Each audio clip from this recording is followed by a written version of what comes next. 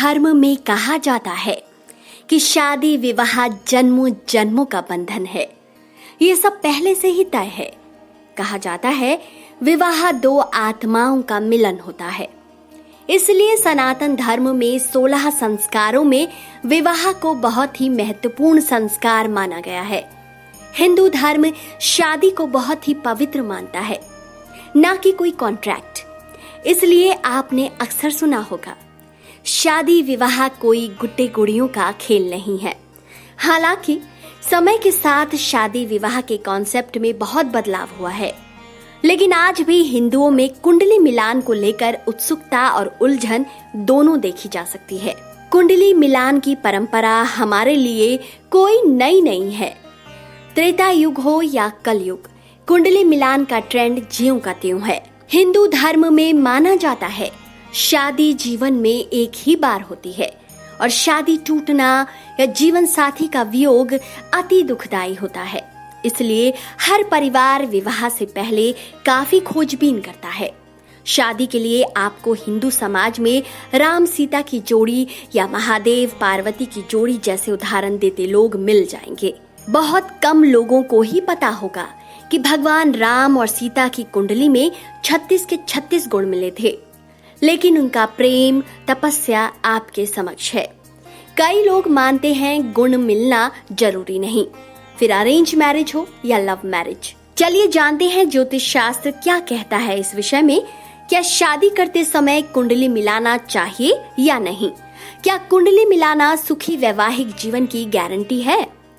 यह तो सत्य है कि ज्योतिष शास्त्र भी एक विज्ञान है। लड़का और लड़की के नक्षत्र शादी के लिए अनुकूल है या प्रतिकूल, जन्म स्थान, जन्म दिनांक और अन्य जानकारियों के आधार पर ये कुंडली बनाई जाती है। अध्ययन करके ये पता लगाने का प्रयास किया जाता है कि लड़का लड़की भावी जीवन में परस्पर सामंजस्य से चलेंगे या नहीं। कुंडली के जानकार मानते हैं कि 36 गुणों और 8 कूटा में मिलने वाले गुणों के आधार पर विचार किया जाता है कि जीवन कितना सुखमय रहेगा। उदाहरण के लिए माना जाता है यदि 18 अथवा इससे कम गुण मिलते हैं तो शादी के असफल होने की संभावनाएं कम होती हैं।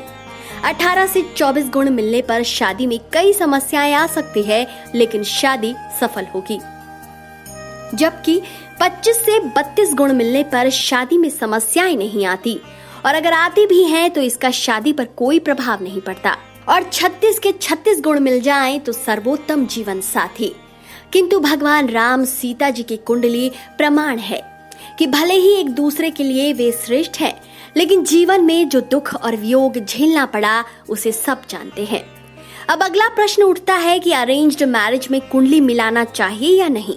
सामान्यतः अरेंज्ड मैरिज की स्थिति में ही लोग कुंडली मिलाते हैं, क्योंकि यहाँ दो लोग एक दूसरे के लिए बिल्कुल नए होते हैं।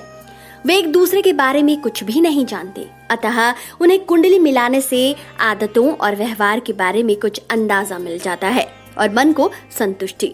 लेकिन जानकार प्रेम विवाह में कुंडली मिलाना अनिवार्य नहीं मानते, क्योंकि यहाँ लड़का और लड़की पहले से ही एक दूसरे को जानते हैं, समझते हैं। कभी कभी ऐसा भी होता है कि कुंडली नहीं मिलती, तो ऐसी स्थिति में ज्योतिष इस समस्या से उबरने के उपाय के तौर पर व्रत, उपवास, कोई पूजा या रत्न धारण करने की सलाह देने लगते हैं। परंतु कुछ ऐसे लोग भी हैं जो कुंडली न मिलने पर वैवाहिक संबंध न जोड़ना ही बेहतर समझते हैं। जानकार कहते हैं कि आखिरकार ज्योतिष शास्त्र एक विज्ञान है, परंतु ज्योतिष हमेशा वैज्ञानिक नहीं होते। ऐसे अनुमानों की प्रामाणिकता का पता नहीं लगाया जा सकता। आने वाले समय में क्या घटना घटित होगी कोई नहीं जानता।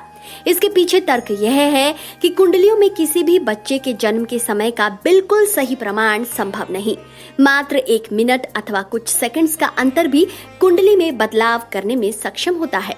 इसलिए कुंडली के आधार पर अपने जीवन का निर्णय लेना चाहिए या नहीं, ये सब आपके ऊपर है। तो दोस्तों, आपको आज का ये वीडियो कैसा लगा? अपनी राय देना बिल्कुल भी ना भूलें और इस वीडियो को ज्यादा से ज्यादा शेयर करें।